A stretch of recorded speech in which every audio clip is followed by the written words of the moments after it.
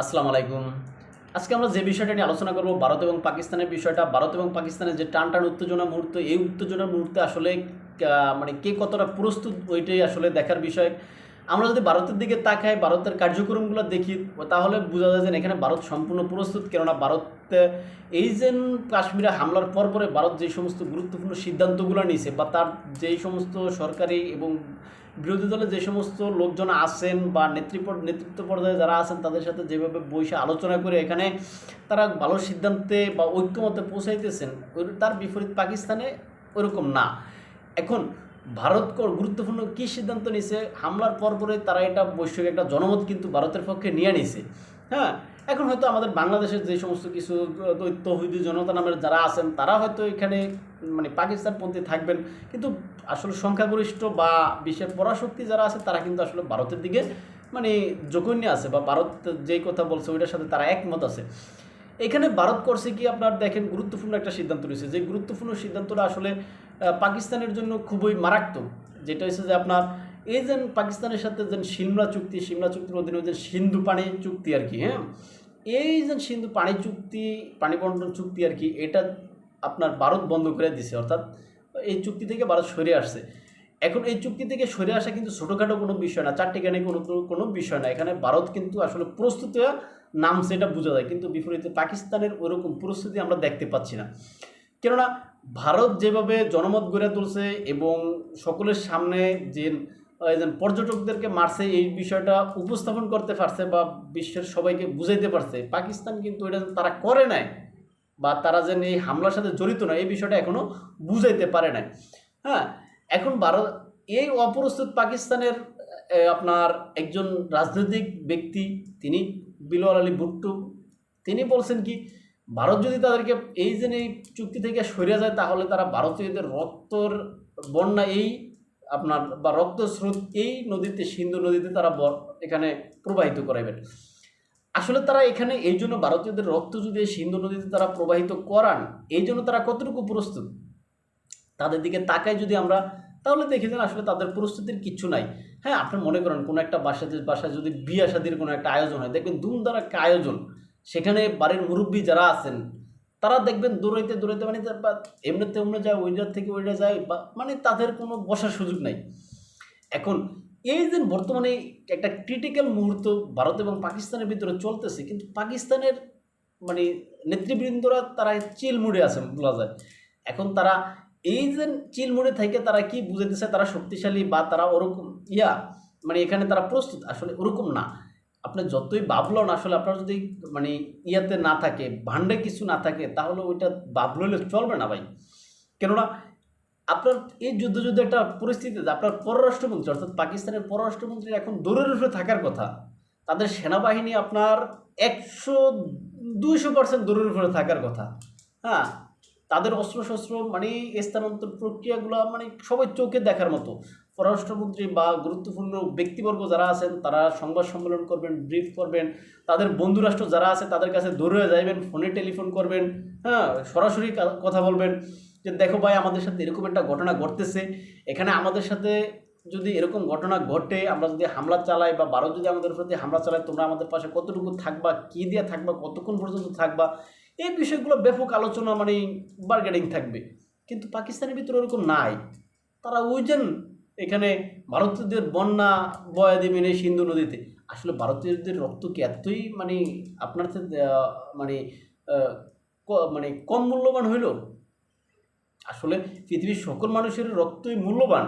এখন আপনি ভারত যে সিদ্ধান্ত নিয়েছে এই সিদ্ধান্তের বিরুদ্ধে আপনি পাল্টা ভালো কোনো অ্যাকশন নেন, কিন্তু আপনার যে অ্যাকশন আছে, যে অ্যাকশন আপনি নিয়েছেন, ওইটা আসলে মানে এই যে ভারত যে চুক্তি থেকে সরে গেছে এটার তুলনায় কিচ্ছুই না, নগণ্য একটা আপনার কাজ মানে করছেন। এখন আপনার সেনাবাহিনী কতটুকু প্রস্তুত সেটা আপনারাই ভালো জানেন, কেননা আপনাদের দেশের ভিতরে অর্থাৎ পাকিস্তানের ভিতরে বর্তমানে যে অস্থিতিশীল অবস্থা আছে, পাকিস্তানের যে জনপ্রিয় নেতা বা যিনি প্রধানমন্ত্রী হওয়ার দাবিদার ছিলেন, ওই জন্য আপনার ইমরান খান, তেহরিকে ইনসাফের প্রধান, ওই ব্যক্তি আছে আপনার জেলে। এবং তার যে সমর্থক বা তার যে সমর্থন যেদিকে বেশি, ওই সমস্ত এলাকাগুলোতে যেভাবে আপনার সন্ত্রাসী হামলা হচ্ছে, এতে বোঝা যাইতেছে পাকিস্তান সেনাবাহিনী এবং পাকিস্তান সরকার মিলে এই সমস্ত কাজগুলো করতেছে পরিকল্পিতভাবে। এখন এই অস্থিতিশীল তারা নিজেদের ভিতরেই এই অস্থিতিশীল দেশ তারা কিভাবে এই ভারতের বিরুদ্ধে দাঁড়াইবে বা এখানে তারা ভারতীয়দের, হ্যাঁ, আপনার রক্তের প্রবাহ এই যে সিন্ধু নদীতে বয়ে দিবেন, সেটা আসলে আমার মাথায় আসে না বা আমি বুঝতেছি না। এখন এটা বললে এটা হয়তো তার রাজনৈতিক কথাবার্তা হইতে পারে, আর যদি রাজনৈতিক কথাই হয় তাহলে এখানে যুদ্ধ তো ভাই, আপনি মনে করেন যে রক্ত বয়ে দিলেন, একটা গুলি করলেন, এটা আপনার হাতে আছে, আপনি করতে পারেন। কিন্তু এই যে এখানে ভারত যখন আবার নামবে, মানে আটকাট বাইন্যা বা ওই যে আমাদের গ্রাম্য ভাষায় বা এলাকা আমাদের দেশে একটা ভাষায় কথা আছে ঘোষ দিয়া, বা ভারত যেন আপনার লুঙ্গি ঘোষ দিয়া যখন নামবে বা কাঁচা দিয়া নামবে, তখন আপনি ভারতকে ঠেকাইতে পারবেন? কতটা ঠেকাইতে পারবেন? কয়দিন ঠেকাইতে পারবেন? অর্থাৎ যে কোনো পক্ষ একটা গুলি মারতে পারে বা যুদ্ধ শুরু করতে পারে, কিন্তু যুদ্ধের শেষটা কিন্তু আসলে ওই পক্ষরা পারে না। এটার জন্য তখন অনেক পক্ষ এখানে জড়ায়া যায়। বর্তমান প্রেক্ষাপটে এখানে শুধু একটা পক্ষ জড়াইবে না ভাই। আর ভারতের আর এখানে পাকিস্তানের সেনাবাহিনী বর্তমানে এমনিও অর্থ সংকটে আছে, তাদেরকে যুক্তরাষ্ট্র যে এতদিন পর্যন্ত সহায়তা দিত ওই অর্থ সহায়তা বন্ধ করে দিতেছে। বিশেষ করে ডোনাল্ড ট্রাম্প আইসা এই যে পাকিস্তানকে যে অস্ত্র সহায়তা দিত বিশেষ করে তালেবানকে ঠেকানোর জন্য, কিন্তু এখন তো আর সেখানে অর্থ দেওয়ার প্রয়োজন হয় না। তালেবান খেলা বা সেখান থেকে যুক্তরাষ্ট্র এখন মনোযোগ সরাই নিতেছে, তাই সেখানে তারা আর অর্থ বিনিয়োগ করবে যেন এরকম মনে হয় না। তাই এই পাকিস্তান অর্থনৈতিকভাবে দুর্বল অবস্থায় থাকিয়া, হ্যাঁ, তারা ভারতের বিরুদ্ধে কতটা সফল হবে সেটা আসলে দেখার বিষয়। আর অনেকেই বা আমাদের শুভাকাঙ্ক্ষী বা আমাদের ভাই ব্রাদার বা আমাদের দেশীয় ভাই অনেকেই দেখি বলতেছেন যে পাকিস্তানে পারমাণবিক অস্ত্রের বাটনে হাত চাইপে পড়েছে। আসলে ভাই, এখানে যদি পাকিস্তান যদি পারমাণবিক অস্ত্রের বাটনে মানে হাত রেখে বসে থাকে, এখানে ভারত কি ললিপপ খাবে চুষে হয়েছে? ভারতেরও তো এখানে পারমাণবিক অস্ত্র আছে। এখন মনে করেন পাকিস্তানে একটা পারমাণবিক অস্ত্র ভারতে মারিয়া দিল, ভারত পাকিস্তানে একটা মারিয়া দিল, তখন কী হইব? আমরা বাংলাদেশের মতো এরকম দেশগুলো তখন কী হইব? আমরা তখন কী করতে হইব? মুখে গামছা বাইন্যা তারপর বসে থাকতে হইব। কেননা এর প্রভাবটা শুধু ওই দুই দেশেই থাকবে না, তখন আমরা আশেপাশে যারা আছি সবাই এর ভুক্তভোগী হব।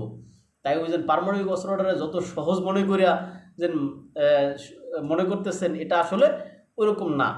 যদি এত সহজে হইতো তাহলে ইউক্রেনের রাশিয়ার এই যে আজকে প্রায় 4 বছরের মতো যুদ্ধ করা লাগতো না। রাশিয়া সেখানে একটা তার তো পারমাণবিক অস্ত্রের অভাব নাই, একটা ছোটো একটা মারিয়া দিত। কিন্তু রাশিয়াও সেটা করতেছে না, কেননা ওইটার প্রভাব তার পার্শ্ববর্তী অঞ্চলে আসবে।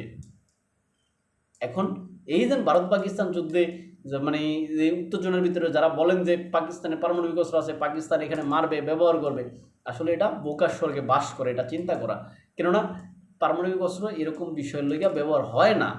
এগুলা মারাত্মক কোনো বিষয়ে যখন মনে করেন যে শেষ, মনে করেন পৃথিবীতে বাচ্চা থাকার আর কোনো ইচ্ছা নেই, তখন আপনি মনে করেন এই বিষ খেয়ে অনেকে মরিয়া দেয় না, এই পারমাণবিক অস্ত্রটা হচ্ছে ওইরকম বিষ।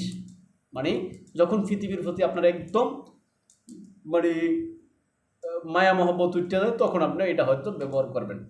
এই যে সেখানকার অবস্থা। তবে এই যে ভুট্টো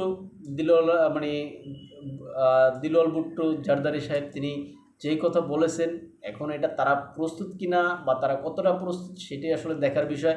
চীন দিন এখানে গেলে তাদেরকে পাকিস্তানকে উস্কে ধরিয়ে দিবে এই মানে এখানে সংঘাত বাজলে, সেটা আসলে মনে হয় না। কেননা পাকিস্তান যেহেতু যুক্তরাষ্ট্রের সাথে আপনার মনে করেন যে মানে প্রেমলীলায় লিপ্ত, আবার এখানে চীনের সাথেও প্রক্রিয়া করতে বা প্রেমলীলায় লিপ্ত হইতে যাইবে, সেটা চীন এই না মাইনা নিবে না, আর মাইনা নেয়ও না চীন।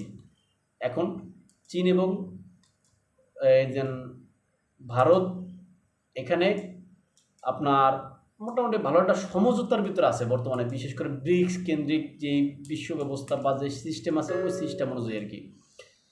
তো আজকে এখানেই শেষ করলাম। ভালো থাকবেন, দেখাবো অন্য কোনো ভিডিওতে অন্য কোনো বিষয়ে। ভারত পাকিস্তান সংঘাত না বাঁধুক, এখানে একটা সংঘাত বাজলে যেন আমরা বাংলাদেশের মতো দেশগুলোও আসলে এর বাইরে থাকতে পারবো না। তাই আমরা চাইবো যে এখানে কোনো সংঘাত না বাজুক, এবং আমাদের যারা কর্তা ব্যক্তিগণ আছেন তারা অতিকথন থেকে রক্ষা করে বা অতিকথন থেকে ফিরে থাকিয়া আমাদেরকে বা আমাদের দেশটাকে এখানে জড়াইবেন না, এটাই আমরা চাইবো, এটা আশা রাখবো।